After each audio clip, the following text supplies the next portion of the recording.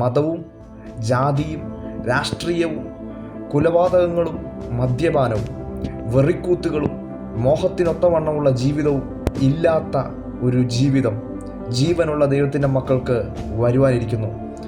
രാജാതിരാജാവും കർത്താവുമായ യേശു ക്രിസ്തു സകല ഭൂവാനവും ഭരിക്കാനായി ആകാശമധ്യത്തിൽ വരാൻ സമയമായി.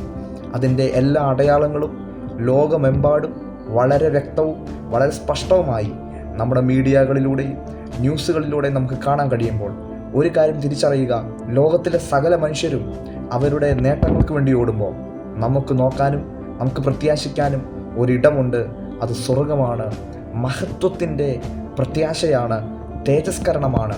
ദ്രവത്വമുള്ള ഈ ശരീരത്തെ വിട്ട്, ഈ മൺമയമായ സകലത്തെയും വിട്ട്, മായയായ സകലത്തെ നമ്മൾ വെടിഞ്ഞ് തേജസ്സിൻ്റെ അനുഭവത്തിലേക്ക് വരുവാൻ, മഹത്വത്തെ പ്രാപിക്കുവാൻ, മഹത്വത്തിൻ്റെ രാജാവ് വേഗം വരാൻ പോവുകയാണ്.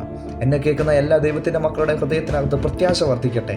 ലോകത്തിലെ സകല മതങ്ങളും സകല ജാതികളും സകല അധികാരികളും സകല രാജാക്കന്മാരും സകല പ്രഭുക്കന്മാരും മുട്ടുമടക്കുന്ന ഒരു സമയം വരാൻ പോകുന്നു. വർഗീയതകളുടെ എല്ലാ വാഴ്ചകളും മാറിയിട്ട് സകല മനുഷ്യനും സമാധാനം തരേണ്ടതിന് യേശു ക്രിസ്തു മാനവകുലത്തിനു വേണ്ടി മരിച്ചുവെന്ന് വിശ്വസിക്കുകയും രക്ഷിതാവായി സ്വീകരിക്കുകയും ചെയ്യുമ്പോൾ ആ രക്ഷ നിങ്ങളുടെ സമാധാനത്തിൻ്റെ പൂർത്തീകരണത്തിലേക്ക് നിങ്ങൾ കൊണ്ടുവരികയും നിങ്ങളെ സമാധാനത്തിൽ നടത്തുകയും ചെയ്യും.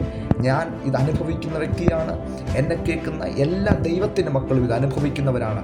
എന്നെ കേൾക്കുന്ന ആരെങ്കിലും ഇത് അനുഭവിക്കുന്നില്ലെങ്കിൽ നിങ്ങളുടെ യുക്തിക്ക് ഒത്തവണ്ണം ദൈവത്തെ തള്ളിക്കളഞ്ഞ് നിങ്ങളുടെ ജീവിതത്തിൽ സ്വയത്തെ തന്നെ ആശ്രയിച്ച് ജീവിക്കുന്ന ആരെങ്കിലും എന്നെ കേൾക്കുന്നെങ്കിൽ ഇപ്പോൾ എൻ്റെ ശബ്ദം കേൾക്കുമ്പോൾ തന്നെ യേശു ക്രിസ്തുവിനെ നിങ്ങളുടെ ജീവിതത്തിൽ സമർപ്പിക്കുക.